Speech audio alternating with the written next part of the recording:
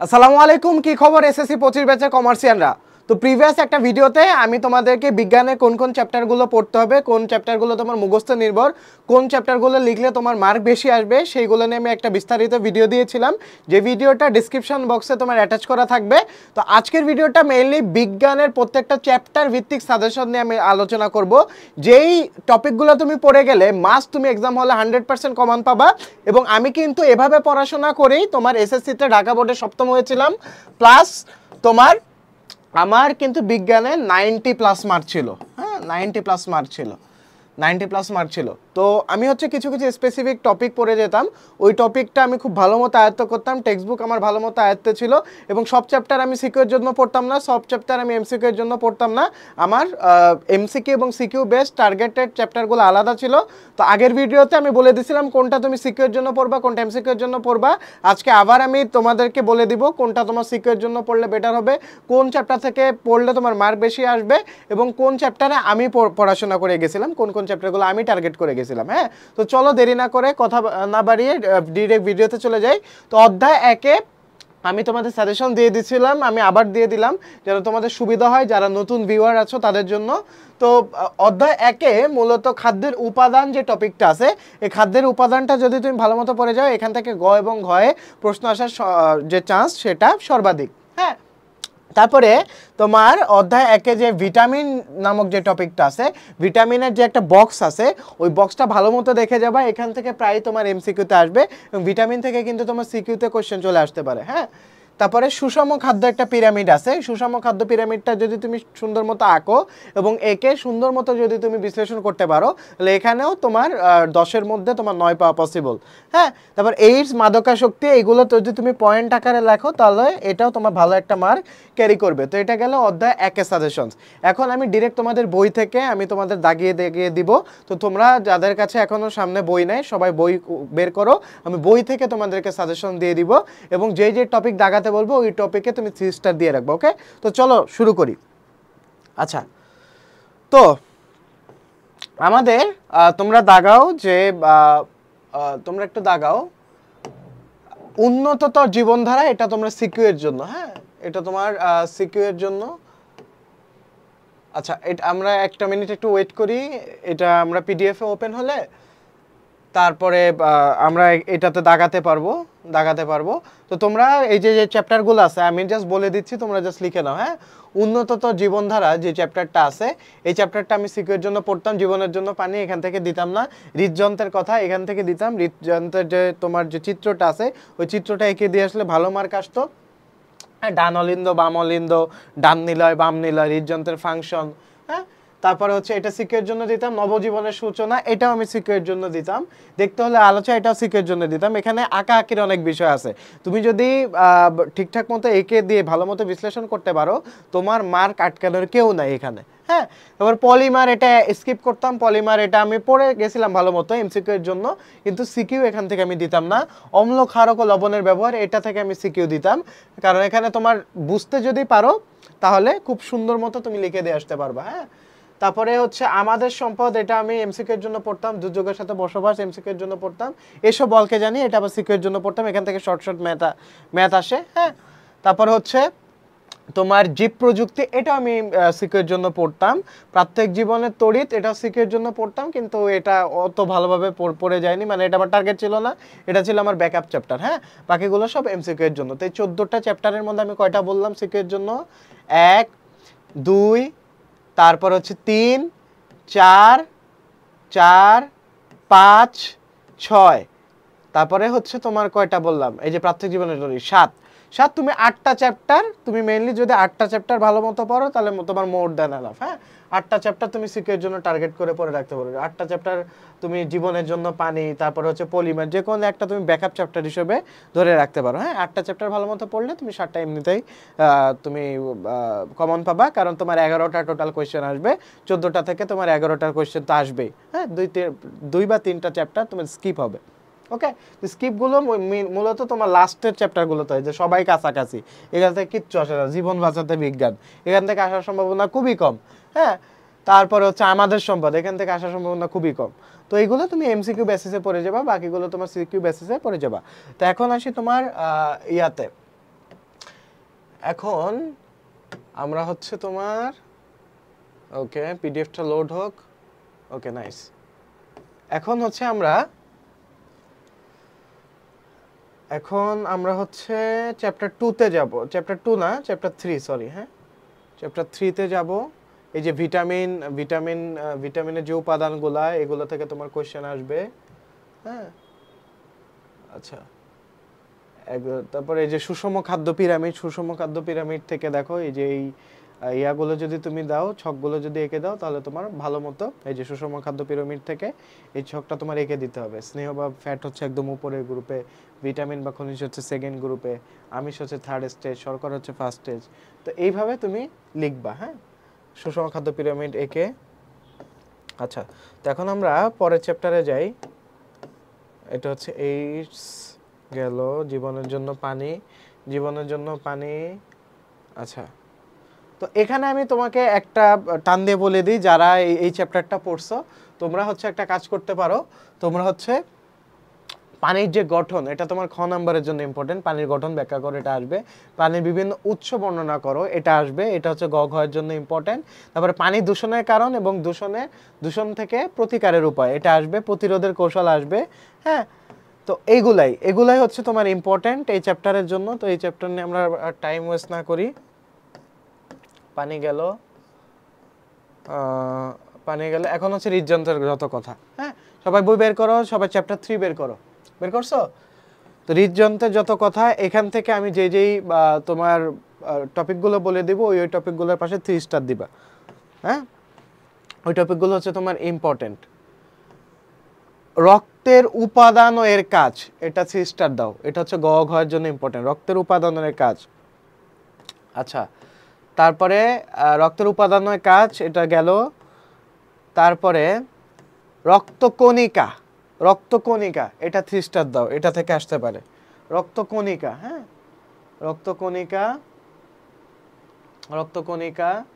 রক্তকণিকা গেল রক্তকণিকার মধ্যে শ্বেত রক্তকণিকা অনেক বেশি ইম্পর্টেন্ট এটা মাথায় রাখবা শ্বেত রক্তকণিকা থেকে প্রায় উদ্দীপক এসে থাকে তারপরে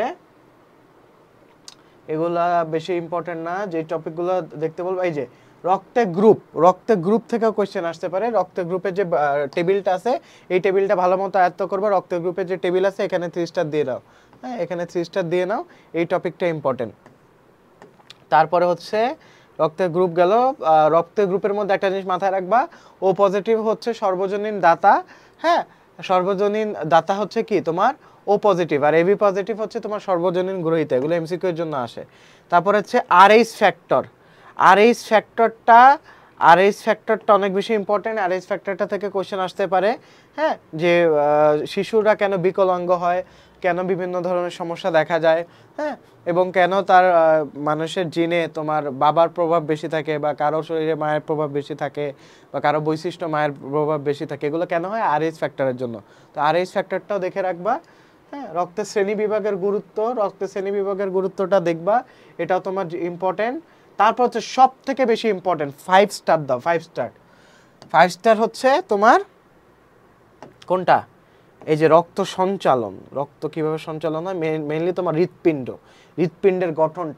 হৃৎপিণ্ডের গঠন থেকে একটা কোশ্চেন মাস্ট আসবে বামলিন্দ ডানলিন্দ ডান নিলয় বাম নিলয় এটা একদম আমার টুরস্ট হয়ে গেছিল ঠিক আছে প্রথমে ডানলিন্দ বামলিন্দতে যায় তারপরে তোমার ডান নিলয় বাম নিলয় যায় তারপরে তোমার দূষিত রক্তটা উপর থেকে বের হয়ে যায় এই যে এই যদি তুমি চিত্রগুলো ঠিকঠাক মতো এই যে সিস্টোল ডায়াস্টোল মানে সংকোচন প্রসারণ হৃৎপিণ্ডের সংকোচনকে বলে সিস্টোল ডায়াস্টোল মানে প্রসারণ এই জিনিসগুলো যদি আঁকায় দিয়ে আসতে পারো কার্ডিয়াক চক্রটা তাহলে সুন্দর মতো তোমার মার্ক চলে আসবে ওকে তো এটা গেল রক্তচাপ তেমন বেশি ইম্পর্টেন্ট না লাস্টে মনে হয় ডায়াবেটিস আছে তাই না এই যে ডায়াবেটিসটা ইম্পর্টেন্ট ডায়াবেটিস 3 স্টার দাও তো যে কয়টা টপিকে 3 স্টার দিতে বললাম ওগুলো লিখে পাশে 3 স্টার দিবা এবং পরীক্ষার আগে যদি ওই টপিকগুলো জাস্ট দেখে যাও ওখান থেকে সিকিউ একটা কমন ওকে আচ্ছা তো গেল তারপরে তোমার হচ্ছে নবজীবনের সূচনা এই চ্যাপ্টারটা কিছু না তোমার ওই যে বয়ঃসন্ধিকাল তারপরে এইডস এগুলো কিভাবে হয় এগুলাই হ্যাঁ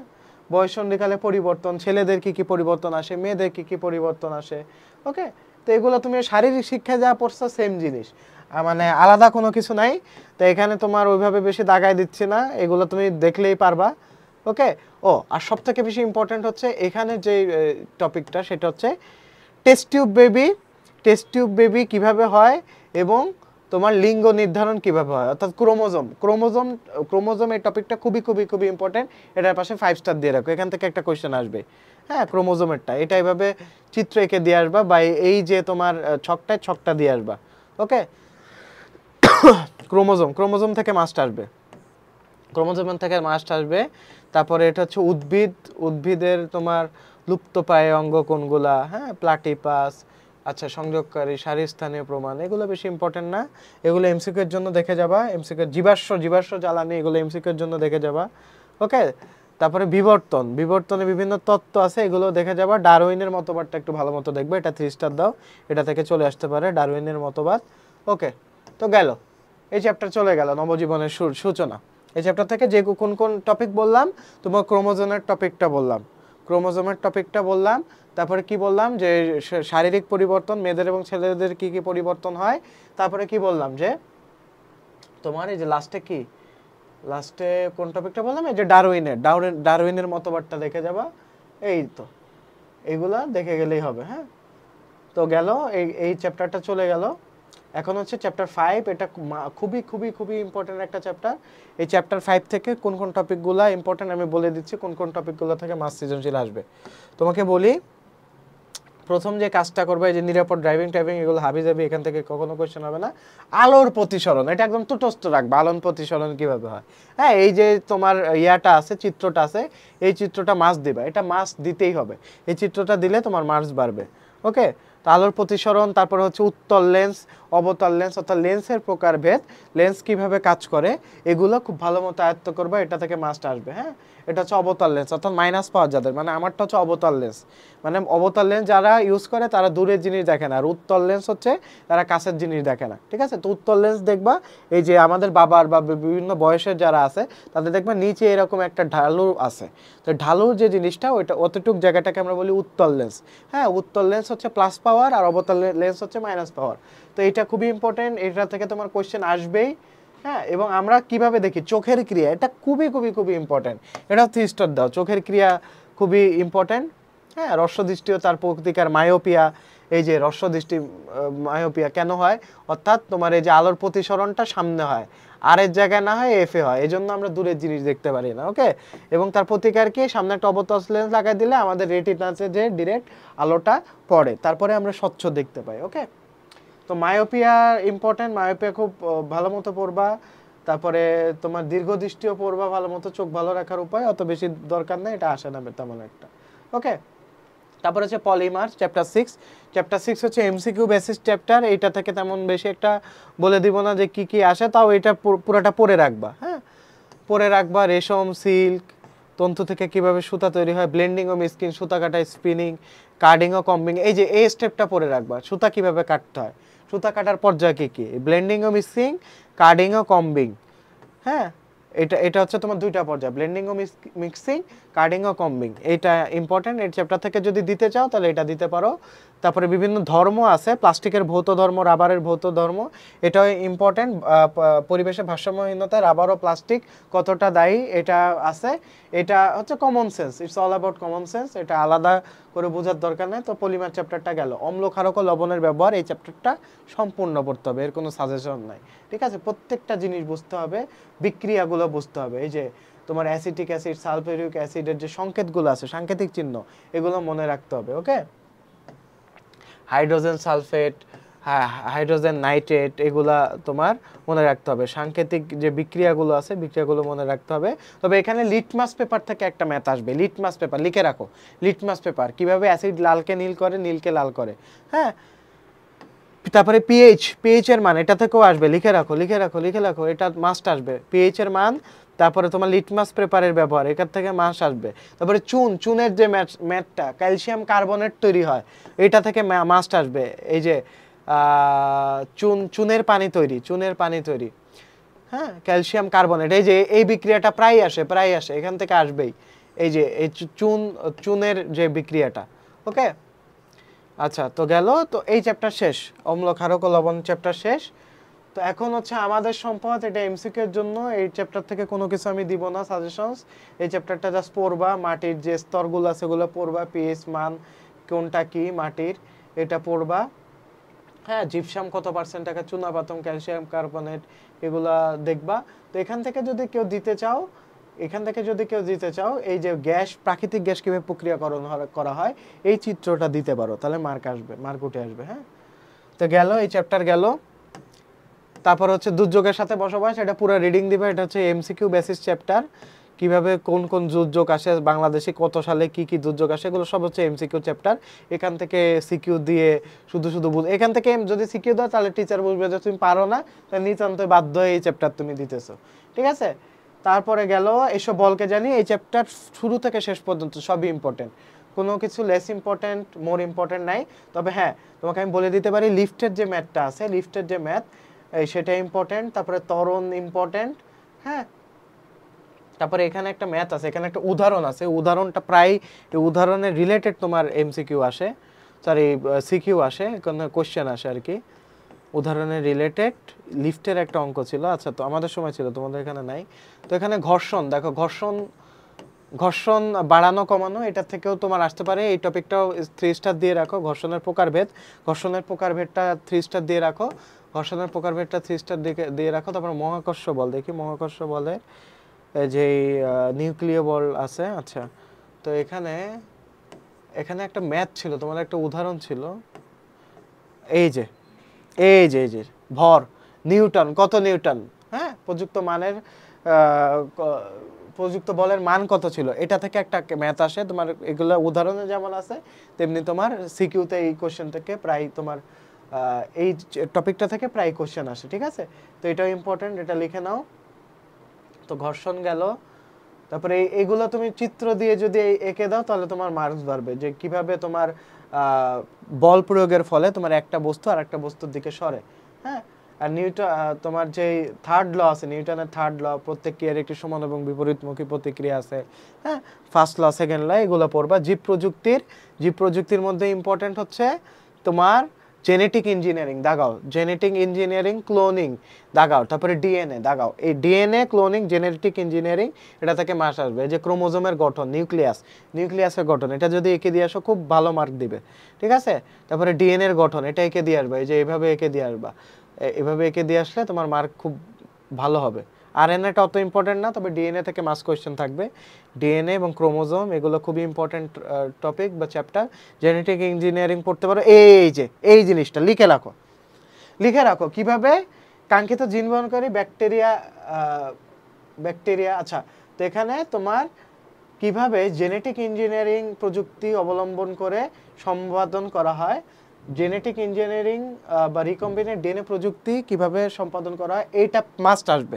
সৃজনশীল এখান থেকে একটা পাবাই, এবং এখান থেকে তোমার এক চিত্রগুলো এঁকে দিয়ে আসবা। এগুলো যেমনে পারো চিত্রটা এঁকে দিয়ে আসবা। চিত্র এঁকে দিয়ে তুমি যদি তুমি প্রত্যেকটা এই যে কলায় ফার্স্টের ধাপ, হ্যাঁ, তো তারপর হচ্ছে ডিএনএ কে খণ্ডিতকরণ, তারপরে 3 নাম্বার স্টেজ রিকম্বিনেন্ট ডিএনএ সৃষ্টি, 4 নাম্বার হচ্ছে ডিএনএ প্লাজমিডের ব্যাকটেরিয়ামে প্রকাশ, তারপরে এটা কি রিকম্বিনেন্ট ডিএনএ সৃষ্টি, কাঙ্ক্ষিত জিন বহনকারী ব্যাকটেরিয়া ক্লোন, অর্থাৎ ক্লোনিং কিভাবে করে, এই পুরো প্রসেসটা আসবে। এই যে 5টা স্টেপ, এই 5টা স্টেপ যদি তুমি চিত্রসহ সুন্দর মতো বুঝাই দিতে পারো, তোমার মার্কে আটকায়, তোমার 90+ মার্ক নিশ্চিত। ঠিক আছে, এই আবার এই বেড়াটা এঁকে দিয়ে আসো না, ডলির কিভাবে সৃষ্টি হয়েছে এটা দরকার নাই, মেইনলি তোমার কাঙ্ক্ষিত জিন বহনকারী ব্যাকটেরিয়া ক্লোন কিভাবে তৈরি হয় এই চিত্রটা এঁকে দিয়ে আসলে হয়ে যাবে। হ্যাঁ, তারপরে আর বেশি ইম্পর্টেন্ট নেই, এই তো হয়ে গেল। বাকিগুলো তোমার এমসিকিউ এর জন্য পড়লে হবে। তারপরে কি তোমার চলতড়িতের ব্যবহার, ওহম কত, ওহমের তোমার যে ম্যাথগুলো আছে এগুলো তোমার আসে। হ্যাঁ, তারপরে এখান থেকে আমি তোমাদেরকে বলে দিচ্ছি কোথা থেকে তোমার কোশ্চেন আসবে। হাউস ওয়ারিং, এটা বেশি ইম্পর্টেন্ট না, হাউস ওয়ারিং ইম্পর্টেন্ট না। অ্যানোড ক্যাথোডে কিভাবে তোমার জমা হয় এটা ইম্পর্টেন্ট। তুতের বা দ্রবণের বিশ্লেষণের ব্যাখ্যা, এটা আসবে। তড়িৎ প্রলেপন, এই যে এটা খুবই ইম্পর্টেন্ট, এটা থেকে আসবে এটা। তারপরে এই যে ম্যাথগুলো করবা, 1 ওয়াট = 1 ওয়াট × 1 ঘন্টা, 1 কিলোওয়াট বা ঘন্টা বের করতে গেলে কি লাগবে এগুলা বের করবা। হ্যাঁ, তো গেল, এই তো তারপরে হচ্ছে ত্রয়োদশ চ্যাপ্টার, সবাই কাছাকাছি, এই সবাই কাছে আসার গল্প। জাস্ট তোমার এই যে যোগাযোগের মাধ্যম, যোগাযোগের প্রক্রিয়াটা, এটা তুমি চিত্র দিয়ে এঁকে দিয়ে আসতে পারো। হ্যাঁ, এবার মেইনলি আমার সাজেশন থাকবে এই চ্যাপ্টারটা এমসিকিউর জন্য পড়ার জন্য।